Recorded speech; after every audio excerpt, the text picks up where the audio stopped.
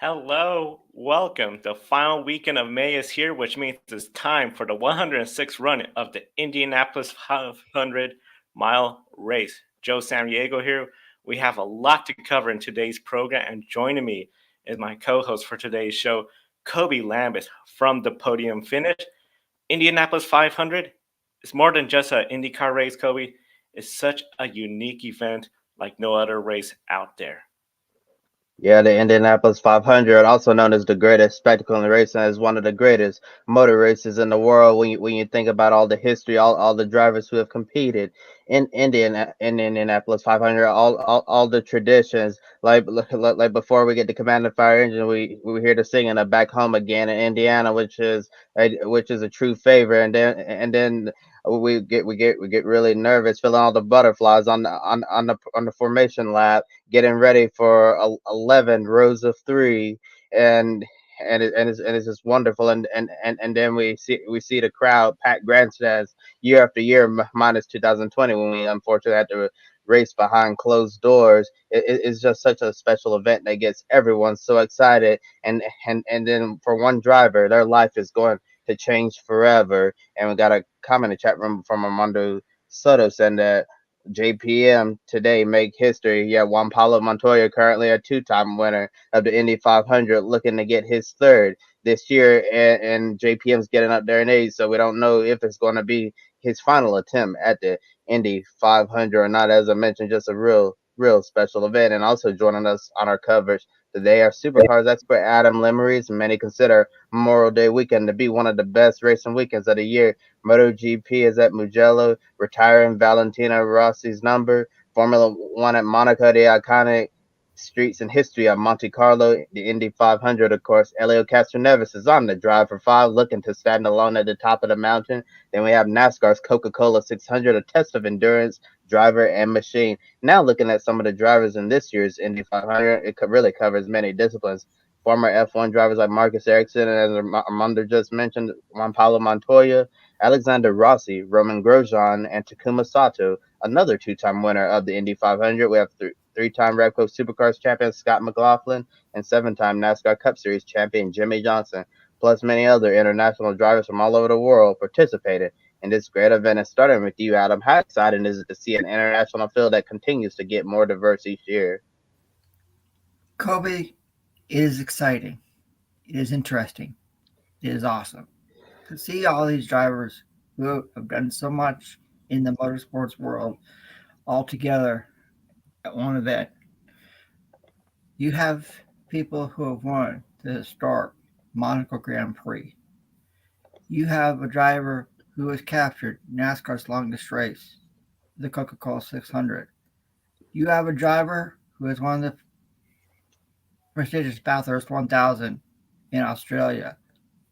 And you have drivers from different countries represented in this race. You'll have fans from all across the world watching this race to see how their favorite driver will do. Whether you're an American, Canadian, Australian, Frenchman, Dutchman, you will be tuning in to see who will capture the historic Ford Warner Trophy and put their name on there and win the Indianapolis 500. I agree with everything you said, Adam. This is going to be such an exciting race because it's been a long time since we had such a diverse field of drivers from different disciplines. NASCAR seven-time champion Jimmie Johnson, Formula One.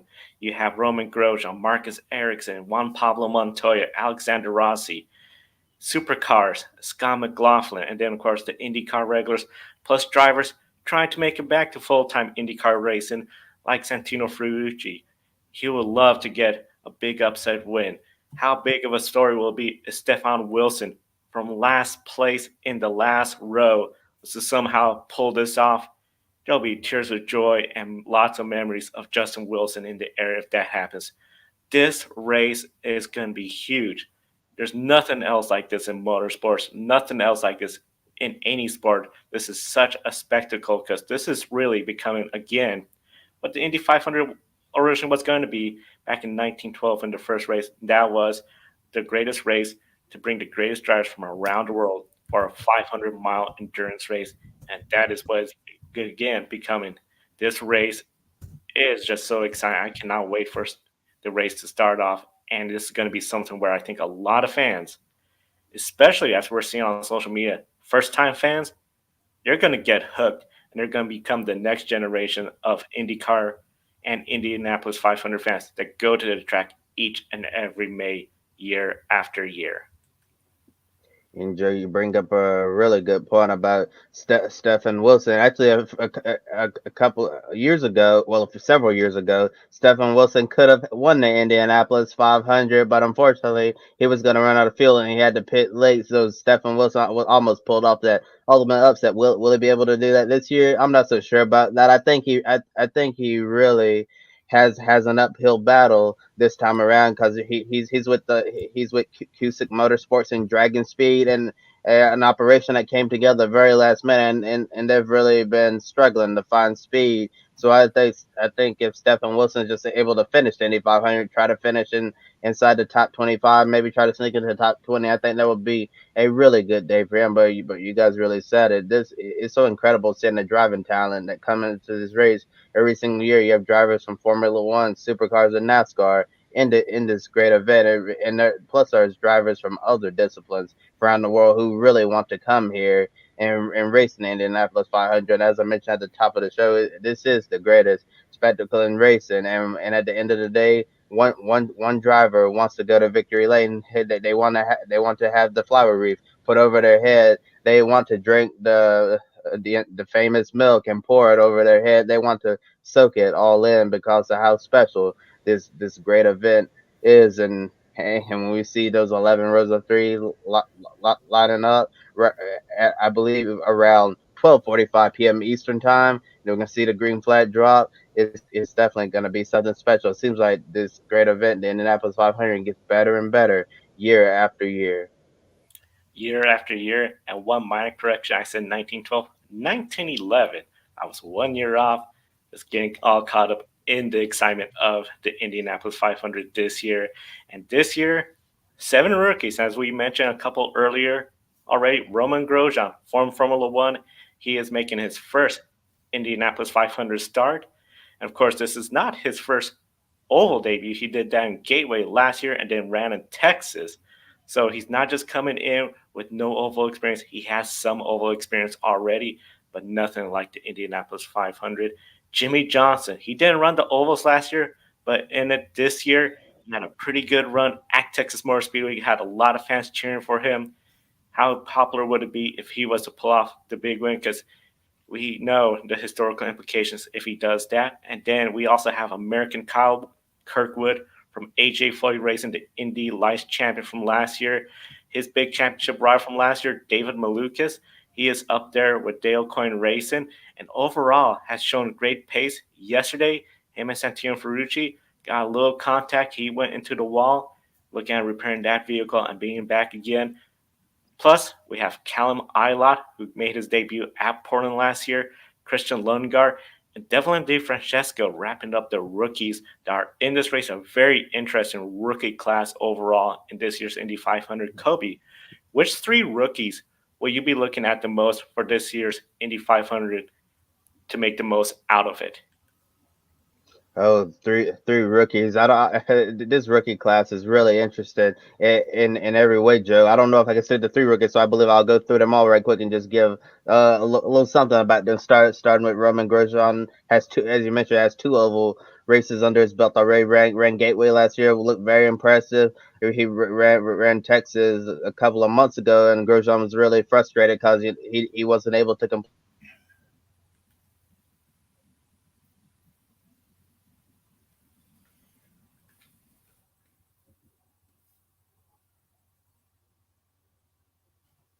Yeah. And the three and the three and the 3 rookies that I'm looking at, of course you can't.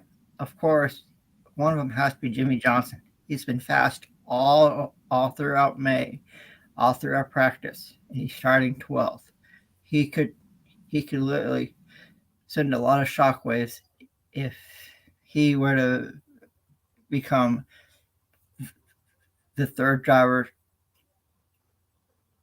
to join Mario Andretti and AJ Foyt as winners of the Indianapolis 500 and the Daytona 500.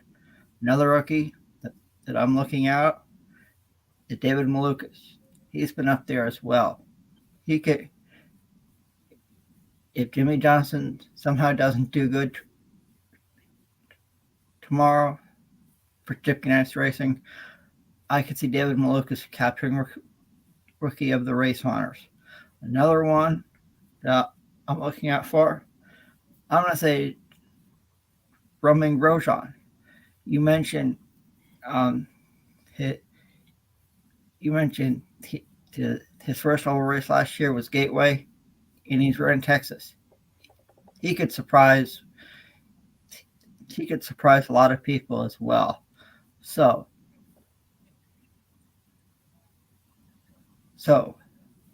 the 3 rookies I'm looking at: Jimmie Johnson, David Malukas, and Romain Grosjean.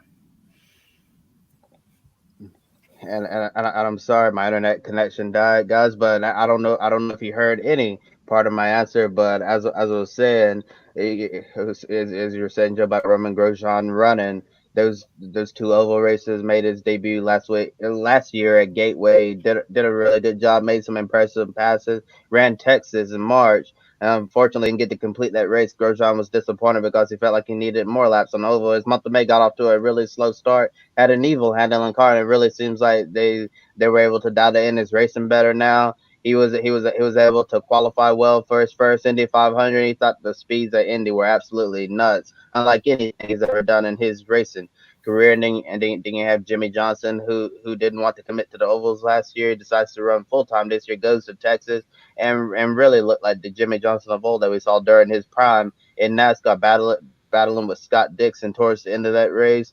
And then Jimmy having a strong month of May, looking very competitive, might be one of the dark horses to win this year's Indianapolis 500. So Jimmie Johnson might be a good pick in your pick a winner. Then we have American Kyle Kirkwood. The AJ Foyt racing cars don't. It really seems like they don't have a lot of speed this at the Indy 500. So Kyle is just gonna have to try to do the best that he can with the equipment that he has. And his teammate Dalton Kelly, who's not a rookie in this event, had a crash in the Monday practice session. It's gonna be interesting to see how much speed they lost in that car, and if they can get it even better than where they were. Then the crash with David Malukas on carb day. Sometimes when you're a rookie and have a crash, it can hurt your confidence. Be interesting to see if Delquan Racing can get that number 18 Honda back with all the speed it has. Qualified 13, looked really good in qualifying, and David's gonna have to try to recover from that. And you had Callum Milot.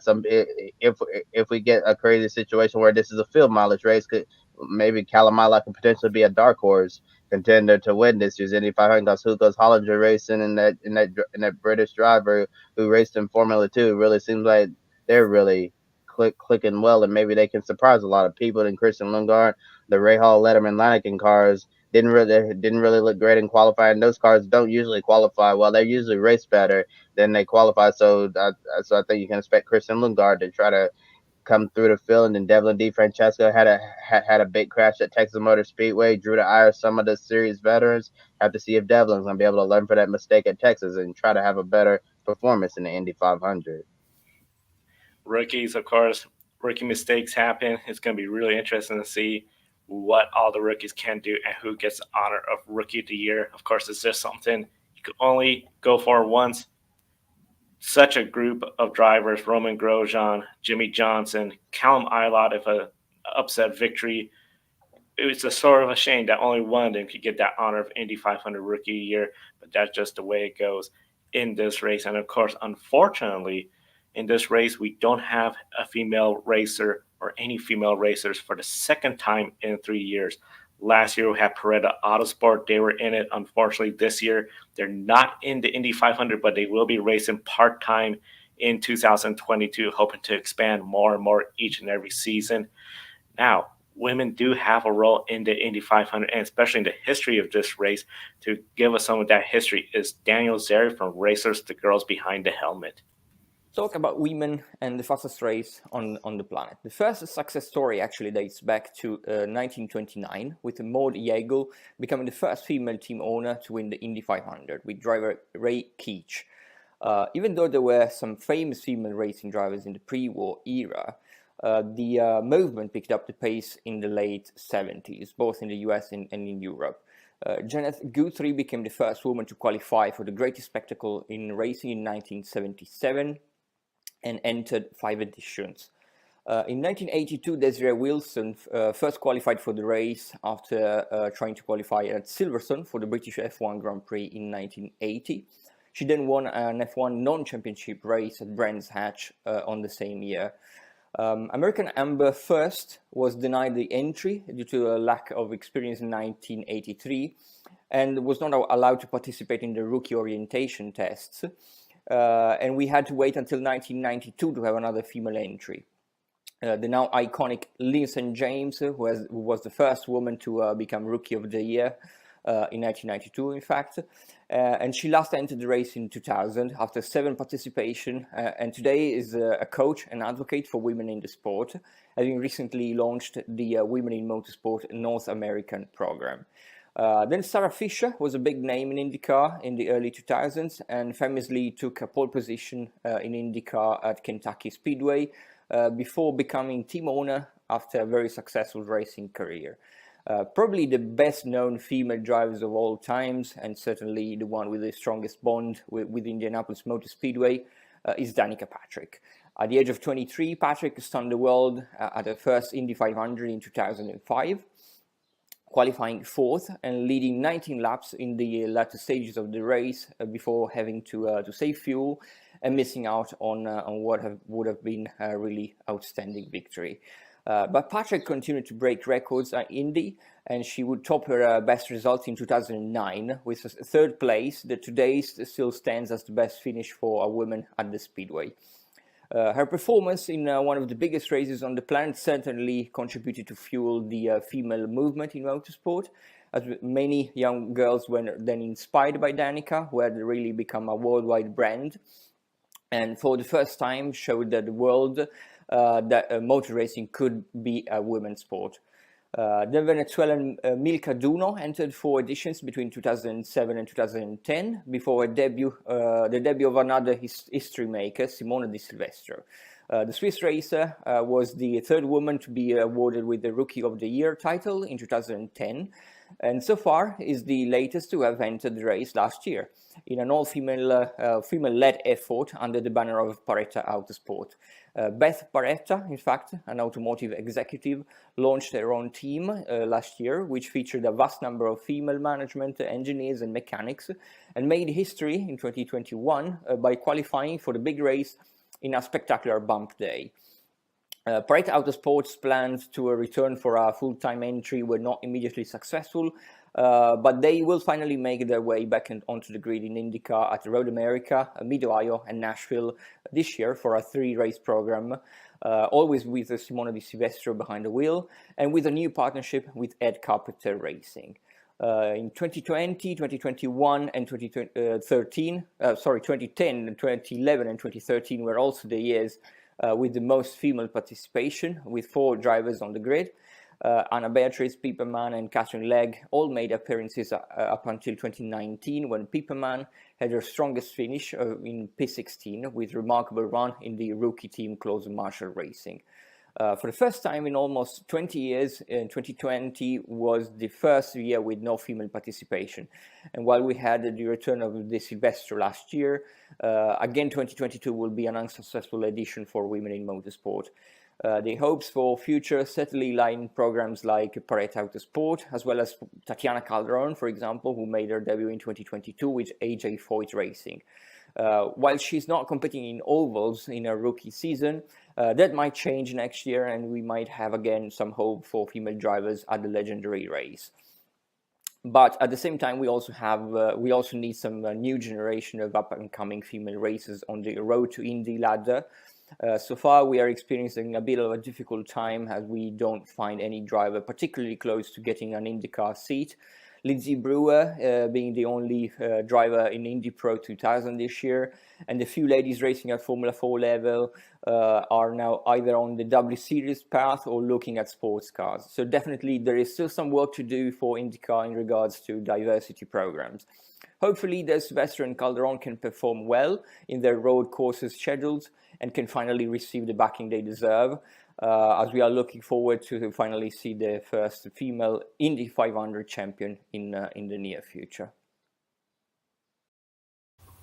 Thank you so much for that, Daniel. Now, one of the big things, of course, as Daniel mentioned, hopefully we'll see some female racers be rookies next year, Tatiana Calderon, or some of the others that could get into this great race next year. Now, one of the big things, of course, talking about rookies, Jimmie Johnson, he's one of the rookies gaining the most attention, especially since he first joined IndyCar last year. Of course, he did not do this race, but he's here at Indy for the Indy 500. And his experience in the NASCAR Cup Series, very significant and historic. 7 championships tying him with Dale Earnhardt and Richard Petty, 2 other drivers that have 7 championships in the NASCAR Cup Series. And this is the big thing. If he is to win the Indianapolis 500, he enters some rare company. He'll be the 11th rookie to win the Indianapolis 500. Some other rookies that won this race include Helio Castroneves, who we'll talk about later in this program, Juan Pablo Montoya, Graham Rahal, and Alexander Rossi. That's just to name a few. If he was to win this race, He'll be potentially the fourth Chip Ganassi driver to win the Indy 500, joining Montoya, Scott Dixon, and Dario Franchitti. And then he'll be the third driver to win the Indy 500 and the Daytona 500, joining AJ Foyt and Mario Andretti. That is big company to join those two legends, not just in the IndyCar, but in motorsports, especially here in the United States. Mario Andretti, AJ Foyt, they won the Daytona 500. Jimmie Johnson has won the Daytona 500. Jimmie Johnson now wants to say, I'm an Indianapolis 500 winner, to have his name be in the same breath as AJ Foyt and Mario Andretti. Adam, Kobe, if Jimmie was to pull this off, would it be an upset win? And if not, just the fact he is racing in this, what does this say about his legacy if he has raced the Indy 500 now in his historic career? If Jimmie Johnson were to somehow capture the Indianapolis 500 tomorrow, I think it would make headlines across the world. And one correction, it wasn't Graham Rahal, it was Graham Hill that won as a rookie in the Indy 500. So if this would make headlines across the world if Jimmie Johnson were to win the Indianapolis 500. He has had a strong May. He has been up there in practice. He starts 12th tomorrow. He drives for Chip Ganassi Racing. He has a really, really good shot to win this race. And to let our viewers know, when it comes to pick a winner, one of our viewers actually predicted Jimmie Johnson to win this race. So we'll see if his prediction does come true. So Jimmie Johnson would win this race. You could say you could put him on a Mount Rushmore as one of the greatest drivers in auto racing history. Yeah, it would be extremely special if Jimmie Johnson able to pull off a big victory. I know the main storyline that people are looking at is Helio Castroneves' drive for 5, but the other storyline is that Jimmie Johnson could join that elite company, the third driver in the history of motorsports to win the Daytona 500 and the Indy 500 in their racing career. If you join AJ Foyt and Mario Andretti in anything, you're definitely a legend on motorsport. I think Jimmie is already a legend in motorsports outright. But if he's able to do this, it'll just further solidify his legacy as one of the greatest racing drivers, not just of our generation, but probably of our lifetime. I think in a way, yes or no would be a big upset win. No, it wouldn't be an upset because all of his experience on ovals, and he's looked extremely comfortable in the Indy cars on oval tracks. And also would be a big upset because given a lot of his struggles we've seen in Indy cars on the road and street courses, and then he looks get on the oval tracks, and he looks like the Jimmie Johnson we saw in NASCAR during his prime. I think Jimmie could potentially be one of the favorites to win this race, but I'm wondering, just like when Fernando Alonso ran the Indy 500, I think some of the things that could work against Jimmie. Yes, he has lots of laps at the Indianapolis Motor Speedway. He's won the Brickyard 400, but this is not the Brickyard 400. This is the Indianapolis 500. He's going to be going much faster than he ever went in his NASCAR stock car. So there's going to be a lot of different elements. Other races going to be completely different for him. And if we get later in the race, because the most laps Jimmie's ever done at this track is 160 laps in the Brickyard 400, and he'll have to do an additional 40 in this one for the Indianapolis 500. So despite how good Jimmie's so far in the month of May and all of his laps at this track, I'm wondering if potentially an experience could end up being the reason why he may not win this year's Indy 500. But if you're wondering and pick a winner, if you should go with him, I still think he'd be a really solid dark horse pick. Yeah, he's a solid dark horse pick.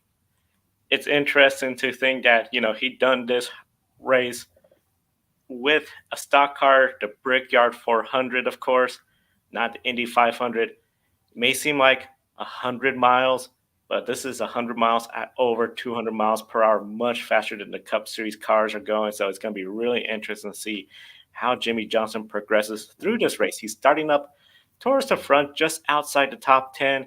If he could have a clean race, not make mistakes, that is the biggest key. The one thing I wonder, if we get late in the race, and we've seen this more and more frequently, you have those dicey passes, including passes made on the outside entering turn 1 or turn 3.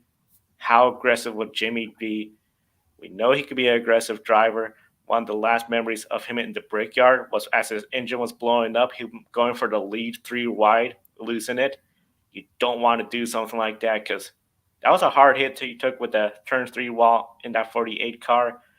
Don't want to do that in IndyCar. It's going to be really interesting to see how he and the other 7 rookies all do.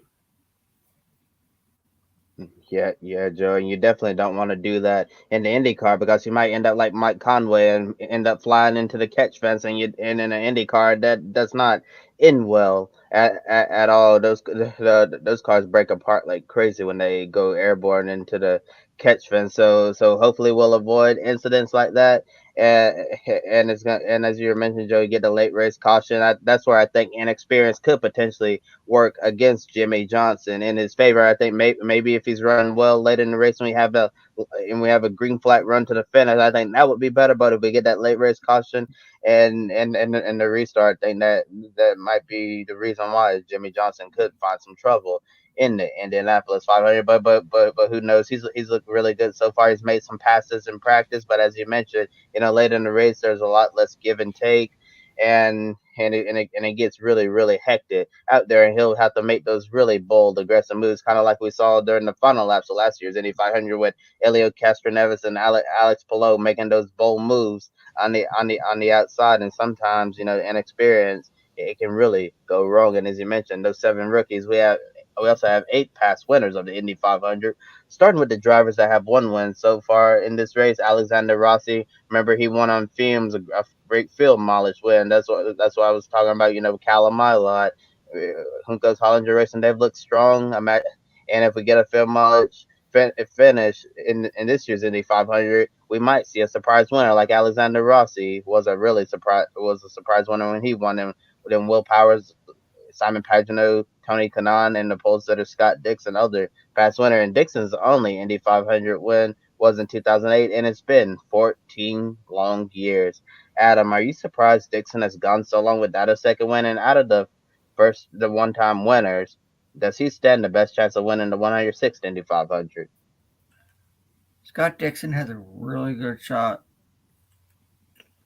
to win his second Indy 500 title tomorrow. Starts on the pole. His 4-lap average is considered one of the greatest in Indy 500 history. And he drives for Chip Ganassi Racing. All 5 of those cars have looked strong for the month of May. I could truly see Scott Dixon bringing home a second Ford Warner Trophy tomorrow in Indianapolis. I'm still surprised he's only won 1. But I think tomorrow, if he has a really good race, really good pit strategy, he could bring home number 2. Yeah, based on the speed we've seen across Chip Ganassi Racing, it really seems like any one of those 5 Hondas can win the event. And I do think Scott Dixon probably has one of the best chances to win. But as we mentioned, it's been 14 years since he's won his first Indianapolis 500. And for some reason, since he won that first event, it seems like Scott Dixon is just cursed in this event. I don't know what the situation is with Scott Dixon in the Indianapolis 500, but it's just really crazy. Remember in 2017, he went flying over Jay Howard and into the catch fence, and he actually flew over Helio Castroneves, who was just trying to drive underneath Scott Dixon and missed the exit. Ended up doing that, and then we had Scott Dixon in 2020. It looked like he was going to have a shot to win that one, but unfortunately, Takuma Sato came out ahead of him, and then Dixon ended up winning the pole last year as well. And people thought Dixon was going to be in contention for that, but ended up having an issue, and he was down in the running order and out of contention for really most of the race.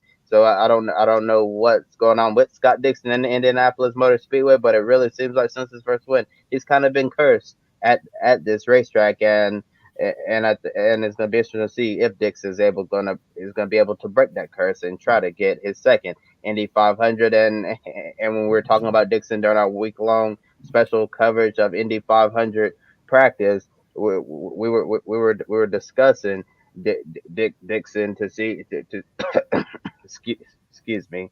Yeah, and I actually lost my train of thought there, so I'm actually gonna move on to the next thing.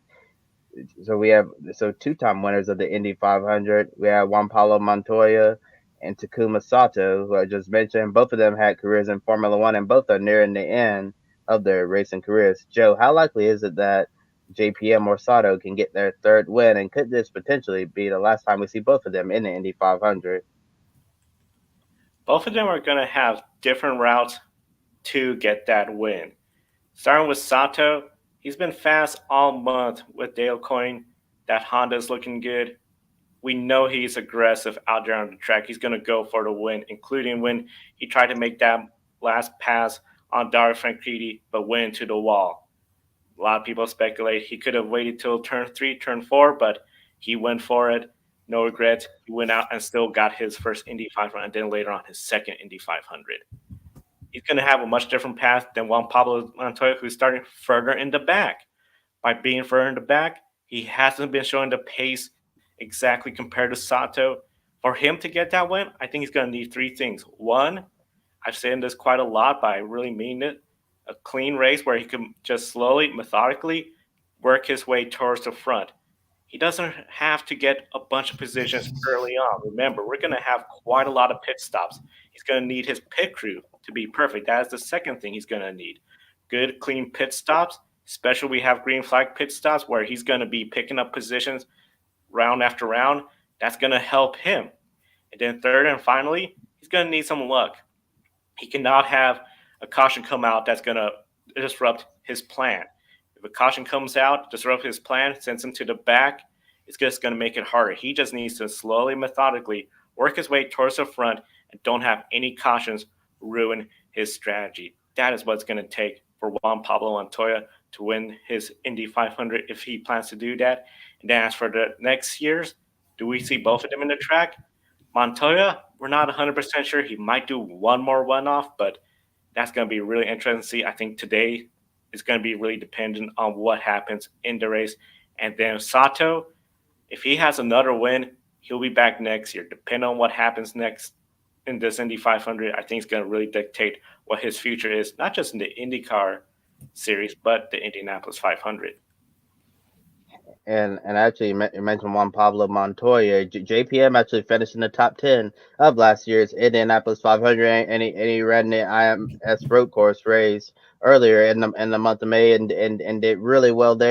He was trying to make a move in the top 5 towards the end of that race, but unfortunately ran into issues there. He brought out the last caution of the GMR Grand Prix and ended up having a disappointing finish. But JPM was right in the thick of things. And getting back to the question, if this could potentially be his final Indianapolis 500, who knows? JPM is still a really good race car driver, but as you know, when drivers get up there in age, it really seems like they start to lose a bit of their skill. I think JPM is obviously not the same driver he once was when he won his second Indy 500 with Team Penske several years ago. But he's still a really good driver. Knows how to get around this speedway. Has many laps at this track in both an IndyCar and a NASCAR stock car. So, and looking at the situation at Arrow McLaren SP, I know we'll talk a little bit about their drivers later on in the program, but they're going to be running 3 full-time cars next year, and no word if they would be willing to run Juan Pablo Montoya again next year in a Ford entry. Not sure if Arrow McLaren SP would be stretching their resources.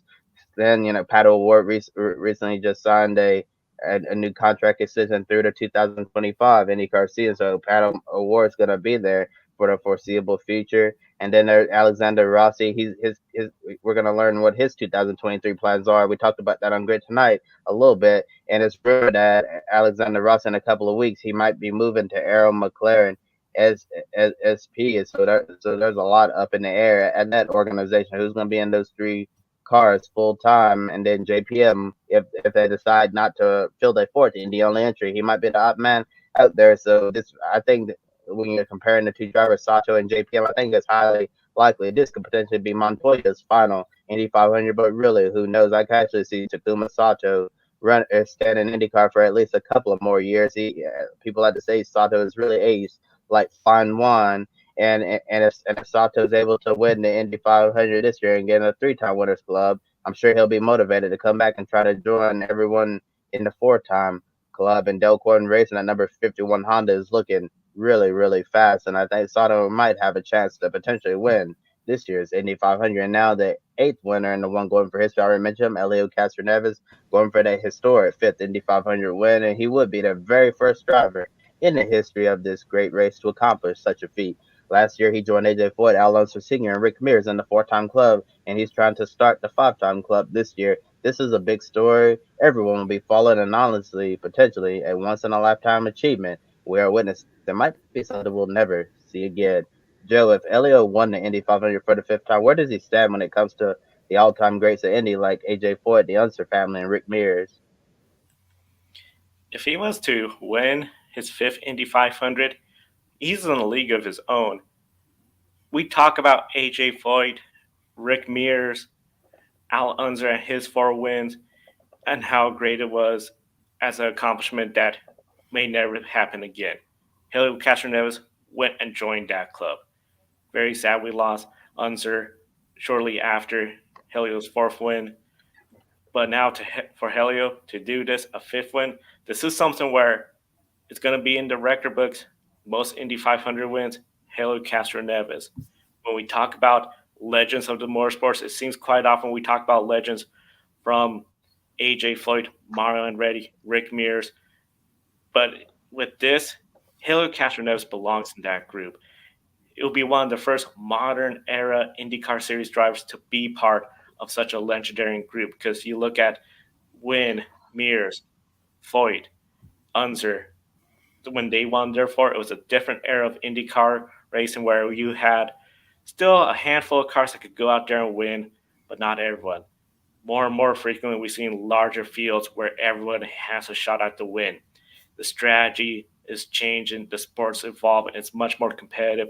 For Helio Castroneves to get 4 wins really stands out of what he can do. And if he gets a 5th win, he is Mr. Indianapolis 500 because no other driver's done it. And it's going to be a very long time. If he gets 5, maybe never again. And of course, we said that with the 4-time club. He might be the only person to have the Indy 500 5 times in our lifetime.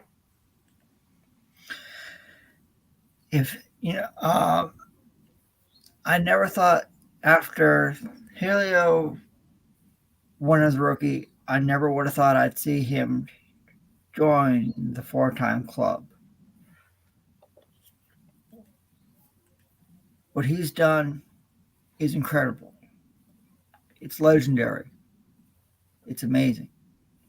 He's up there with legends of, I don't know, the Indy 500, but IndyCar racing as a whole. He's up there with men like AJ Foyt, the Unser family, who is not just Al Unser Sr. who won. Al Unser Jr. won 2 Indianapolis 500s. Rick Mears, who drove for Roger Penske for most of his IndyCar career. And now Helio Castroneves could become the only driver to win 5. To me, I never thought when Helio won as a rookie, I never saw this coming. We could see history tomorrow at the Indianapolis Motor Speedway. If Helio would have won number 5, I don't think anybody would be able to do it for a long, long time. I totally agree with you, Adam. Looking at the active drivers we have right now, I think it's going to be really, really difficult for them to do it since we only have a certain amount of drivers who have won the event more than once. And then we have several first-time winners. It's that's really going to take quite a few years for somebody to try to get to the feet, to try to get to the four-time club, or if Helio wins this year, try to get to start the five-time winners club, and that would be a really iconic feat. And I think as a rookie, when a driver wins this race as a rookie, it's really hard it can be difficult to predict what type of success they're going to have in their racing career. And it's obviously it turned out well for Helio Castroneves, who's really become one of the great living legends at the Indianapolis Motor Speedway. His drive for five this year might be really difficult, but it's definitely been a tale of two seasons. Last year, Mears Racing qualified well for this event and raced well, and this year qualified very poorly. Helio's going to be starting outside of the top 25, so it's gonna be definitely an uphill battle for him to get to the front. He's gonna have to claw his way to the front of the field, and sometimes qualifying can really matter in this race. So Helio is good. Last year he made it look easy. This year he's probably going to have a much greater challenge, because the deeper you start in the field, the greater chance you have of getting caught up in an accident, whether it's of your doing or not. And if Helio is to get this, he has to beat 7 other looking to repeat, the 7 rookies, and then the remaining 19 in the field. One driver that almost prevented that 4th victory last year, the runner-up, Alex Palou, he will start second in the Indy 500. Alongside him is Rinus VeeKay. They are both in their 3rd season of full-time racing and 3rd Indianapolis 500. The big thing, of course, they've had some very different paths, especially after last year when VeeKay scored an upset win at the Indianapolis Road Course. VeeKay, he finished 8th at the Indy 500. That was his second to last top 10 finish in 2021. 3 this year so far and 1 podium. For Alex Palou, a much different path, as we know. He went on to claim the INDYCAR Series championship in 2021, has been strong all year so far, but then the Indianapolis Road Course, a mistake on his part, getting stuck in the grass, that has put him back to where he lost that points lead to Will Power. Both of these drivers want to claim their first Indy 500 win, but especially in VeeKay's case, do you believe he is driving with more urgency, since a win here could help secure his future in INDYCAR, considering his season since last year's Indy Grand Prix? Yeah, if Rinus VeeKay were to somehow win this race, it would be very incredible. He starts, like you said, Joe, in 2nd position, and Rinus VeeKay is a Dutchman. If he were to win tomorrow, he would join another fellow Dutchman, Arie Luyendyk, as an Indy 500 champion. That's saying something. To join a legend like Arie Luyendyk, and actually Arie Luyendyk won his first career IndyCar win in 1990. Where? In the Indianapolis 500. So Rinus VeeKay could join his fellow Dutchman in winning the Indianapolis 500 tomorrow afternoon at the Brickyard. Obviously, think and winning the Indianapolis 500 can do a great deal for you when it's time for sign a brand new contract. And I still think Rinus VeeKay has a lot of great potential as a young race car driver, and I still think he can become a superstar in the NTT IndyCar Series. I remember he got off to a really great start to the 2021 season, and then things really went downhill after he suffered that injury in a cycling accident. In VeeKay, he did not look like the same driver at all. He really struggled big time, and he really couldn't do much for the remainder of that season. And he's had some up and downs to start this season. And I know, speaking to the media, VeeKay said that, looking at his next IndyCar contract, that his goal is really to return to Ed Carpenter Racing, because Ed Carpenter was the one who gave him his big break to be in the NTT IndyCar Series, and that's exactly where he'd like to stay. And I think if he wins this year's Indianapolis 500, that's going to go a long way towards that Carpenter racing to keeping him for the foreseeable future, and really trying to build a team around him the same way they when Joseph Newgarden was at Carpenter Racing. They built around him and surrounded him with good people, and it really seems like that Renus VK could potentially be the future of that Carpenter Racing for the long term, and winning the Indy 500 is only going to make that a greater possibility, and also a VK victory. It'll also get other teams looking at him, which might be a problem for Ed Carpenter. Yeah, a win at Indy going to be on the radar for a lot of teams. Ed Carpenter might have to step it up when it comes to why you should stay at Ed Carpenter Racing for another year. Now, of course, Ed Carpenter, Indiana Hoosier, trying to win his first Indianapolis 500, along another home state favorite, Connor Daly, who's also driving for Ed Carpenter Racing. Both of them earned a lot of cheers when they were leading this race. So those two drivers are two drivers to watch and not rule out, and one team not to rule out, of course. And we haven't talked too much about, but only one of their active drivers have won the Indy 500, Team Penske. Will Power, he has won this race. Joseph Newgarden, Scott McLaughlin have not won it. Both are outside the top 10 when it comes to starting in this race. And of course, both McLarens, their drivers, Felix Rosenqvist, Pato O'Ward, who just signed, he is there till 2025. They are in the top 10.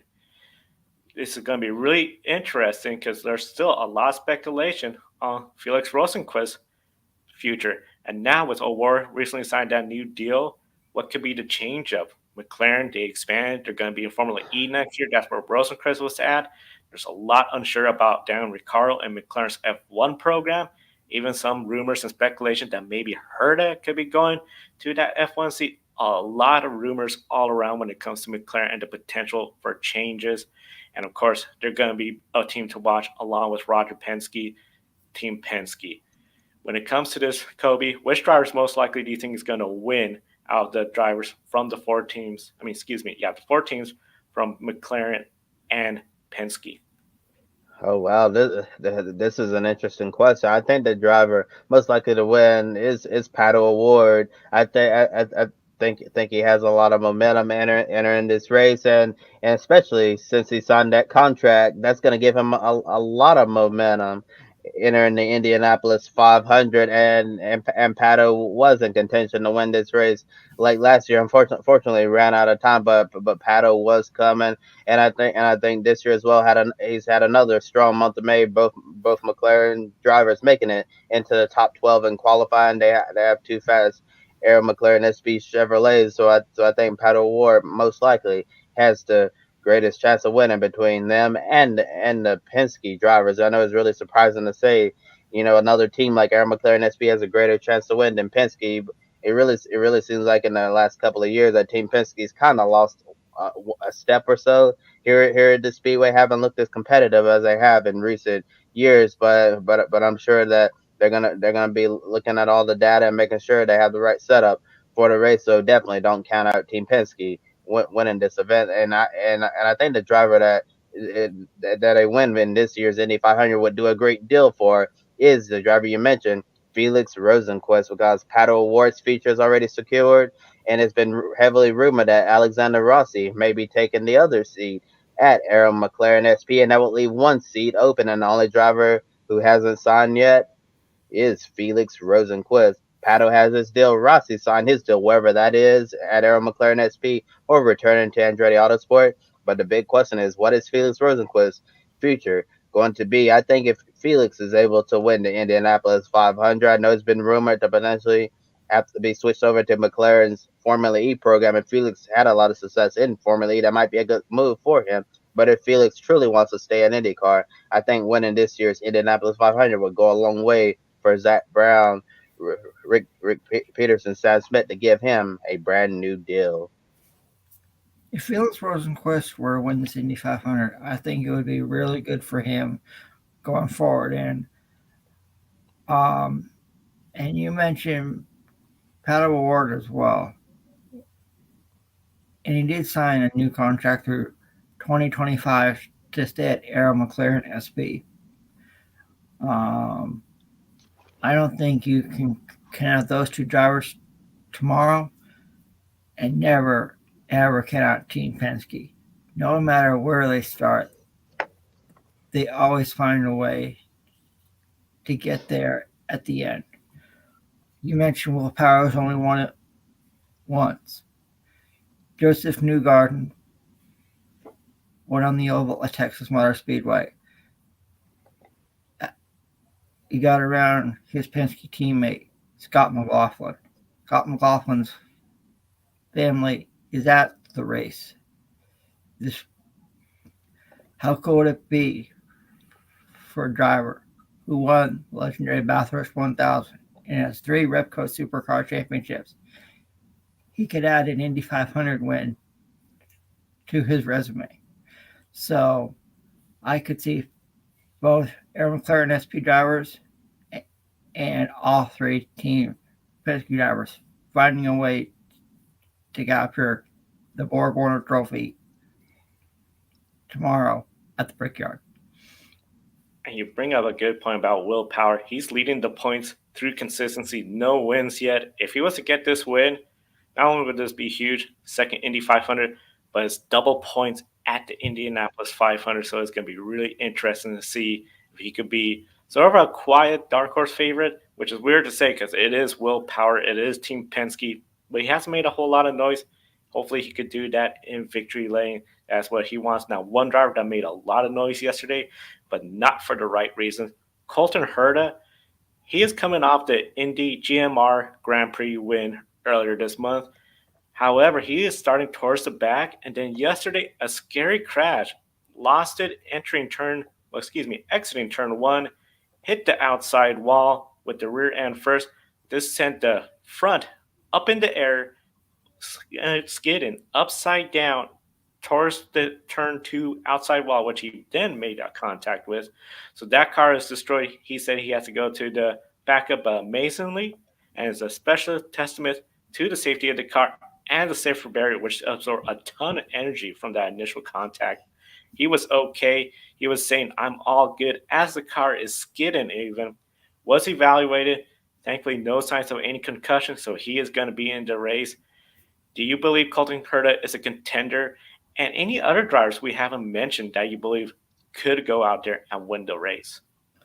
Well, first of all, the aero screen did its part once again. It saved Colton Herta yesterday, and I'm glad to see Colton Herta was okay after his flip in practice yesterday. Colton Herta, yeah, he does have to go to a backup car, and yeah, he'll start last in the field. But in the name Andretti is significant with this race. Mario Andretti won the 1969 Indy 500. He's come and his son Michael Andretti came so close, so many times to win this race. Thank you, Kobe.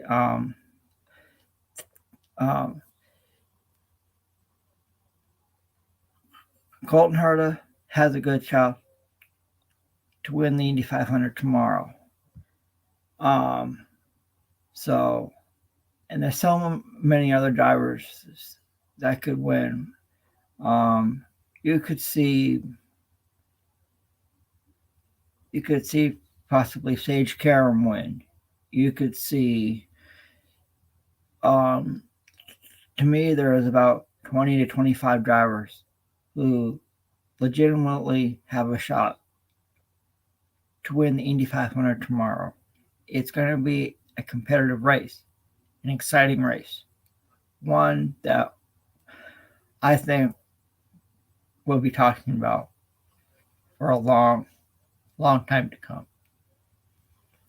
I'm actually going to disagree with you, Adam. I don't see Colton Herta being a contender to win this year's Indianapolis 500. So throughout the month of May, I haven't seen enough from the number 26 Gainbridge Honda to really feel comfortable picking them for pick a winner. And he's not going to be my pick a winner going to the backup car. I think Andretti Autosport was prepared for a worst case scenario here, and I think they'll still have a fast car for Colton Herta. But based on what we've seen so far in the month of May, I haven't seen enough speed out of Herta's car to really say whether or not he's going to be a contender or not. Can Cole Herta still win the Indianapolis 500? Absolutely. I think he can move up through the field and potentially be in contention to win this race. But overall, I don't see him being one of the favorites to win this event. And if you want a real dark horse in this race and you're betting in Vegas, how about the driver from Dryer and Rumble? You mentioned one of them, Adam Sage Karam. How about Santino Ferrucci? And this is his fourth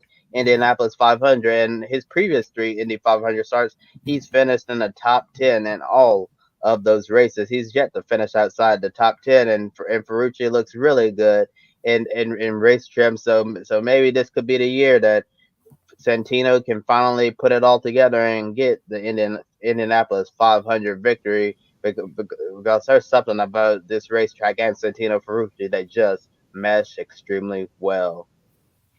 Yeah, Santino Ferrucci. I remember the year, I believe it was his rookie year, Dale Earnhardt Jr. was in the commentary box, and Dale Jr. was really impressed, especially when he went through the grass to avoid that accident, I believe, in turn 3, turn 4. That is definitely a dark horse to watch. And, of course, Colton Herta, I think he's going to rebound. I think he'll have a decent race, but unless that backup car is somehow better, I just don't see him winning this race. Be interesting to look up if a backup car, spare car, has ever gone on and won the Indy 500. Very interesting stuff, and of course, a lot of stuff to follow with this race. I encourage everyone, be sure to share your comments and opinions with us in the chat room. Happy to answer any questions and share your thoughts on this race. Yeah, lots to follow in the Indy 500. We've covered a bunch of the drivers. Now let's talk about the race itself and all the challenges of conquering the Indianapolis Motor Speedway and winning the Indy 500. 500 miles, 2.5 mile track, 9.2 degrees of banking in all four turns, 200 laps of victory, no guaranteed caution or brakes in this race. And many people consider the Indianapolis 500 to be one of the few authentic motor races in the world. We could see a relatively clean race like last year, only 2 cautions, or something more chaotic and unpredictable like 15 cautions in 1997. Hopefully, we don't have that an eventful of a race, because that doesn't sound like that would be good at all to have that many caution flags. And we usually see between 6 to 7 pit stops in this race. Considering, Joe, how stressful is it for the teams as they adjust strategy on the fly depending on position, who already stopped, and the chances of a yellow flag coming out at the wrong time? Is any other motor racing event this chaotic for strategists? When it comes for strategists, this is the biggest race, the most pressure to just go out there and get the win, because you're not trying to get just a good, decent point state. You want to go there, get the win. Your driver wants to get the win. But you have 32 other drivers out there. You don't have like road courses where you got runoff areas, gravel traps. You have concrete walls. So if somebody makes a mistake during the wall, that caution is coming out. So if you have already made your pit stop, you're in trouble. If you haven't made your pit stop, you might be in trouble depending on where you are in the cycle. Along with the restarts, which is something you see similar in speedway racing like Cup Series, not so much in Formula One, this race is a challenge like no other. Yes, it's 500 miles like the Daytona 500, but you have no guaranteed stage breaks. You're making a strategy of, okay, if this goes green all the way, how will we look? You also got to factor in, it's been a very long time since we've had a race that had so few cautions. 2 last year. That was one of the fastest Indy 500s. How many cautions do you try to bank in when you anticipate it happens? You're going to have a spotter? Might be ideal to find out, okay, look at some of the trouble points, because if you see a driver slowing down and they just entered turn 2 and you're not sure they're going to make it out, you got to tell the strategy, the driver, because that could change the dynamics of this race. There are so many moving pieces.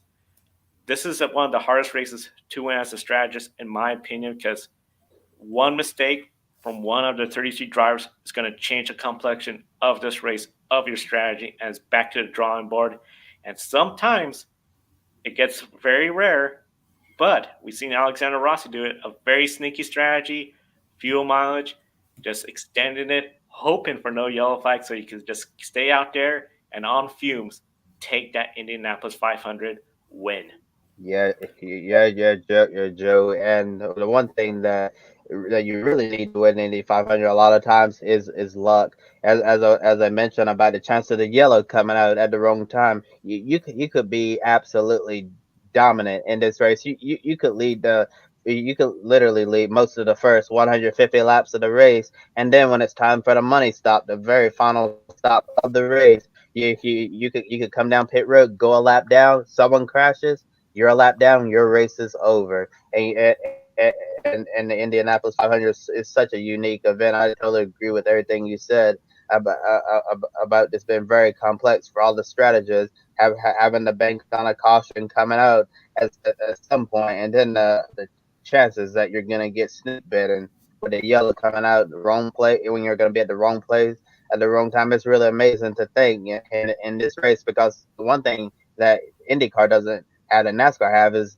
the free pass. If you go a lap down, you're not gonna be able to get the free pass to get back on the lead lap. You're gonna have to try to do it the old-fashioned way, and try to go around the leader to get back on the lead lap and hope another caution comes out so you can go all the way around and try to get back into the fight. But if that happens within the last 50 laps, you're certainly going to be out of luck and your race is going to be over, especially if you go a lap down. And it's really unfortunate when that happens. It's amazing to think that you can dominate this race, then fall a lap down there in the middle of green flag pit stops when a caution comes out, and then it's over.